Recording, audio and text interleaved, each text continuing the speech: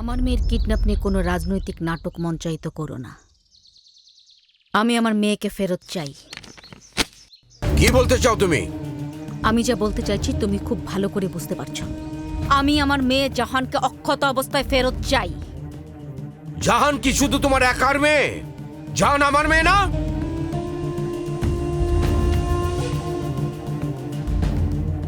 শোনো মীরা, তুমি একজন শিক্ষাবিদ, আমি একজন রাজনীতিবিদ। তোমার চিন্তার জগৎ আলাদা, আমার চিন্তার জগৎ আলাদা, কিন্তু মেয়ে তো একটাই, আলাদা না।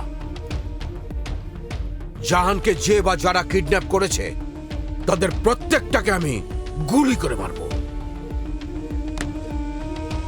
সেদিন আবার প্রেস ক্লাবের রাস্তায় চিৎকার করে বলো না যে বিচার বহির্ভূত হত্যাকাণ্ড মানি না।